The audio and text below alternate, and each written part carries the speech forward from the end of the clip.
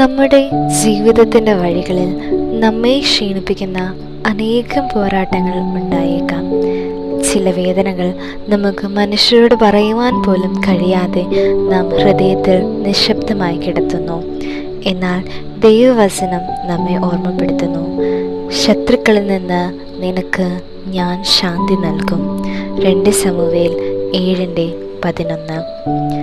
കർത്താവിൻ്റെ സന്നിധിയിൽ എത്തുമ്പോൾ ഭാരമുള്ള ആത്മാവിന് വിശ്രമം ലഭിക്കുന്നു. മനുഷ്യർ മുറിവേൽപ്പിച്ചേക്കാം, ലോകം നമ്മെ നിരാശപ്പെടുത്തിയാലും ദൈവത്തിൻ്റെ കരുണ ഒരിക്കലും ശൂന്യമാവുകയില്ല.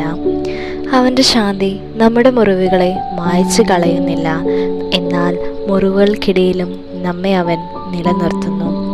ഒരു കുഞ്ഞ് തൻ്റെ പിതാവിൻ്റെ കൈകളിൽ എത്രമാത്രം സുരക്ഷിതമായി വിശ്രമിക്കുന്നുവോ, അതുപോലെ തന്നെയാണ് ദൈവ സാന്നിധ്യത്തിൽ നമ്മുടെ ആത്മാവ് ഭയമില്ലാതെ നിശബ്ദമാകുന്നു. അതുകൊണ്ട് ഇന്നത്തെ ദിവസം നമ്മുടെ ഹൃദയം കർത്താവിനോടുകൂടെ സമർപ്പിക്കാം. കാരണം നാം കാത്തു സൂക്ഷിക്കുന്നവൻ ഉറങ്ങുന്നില്ല, നമ്മുടെ കണ്ണുനീർ പോലും അവൻ ശ്രദ്ധിക്കുന്നു.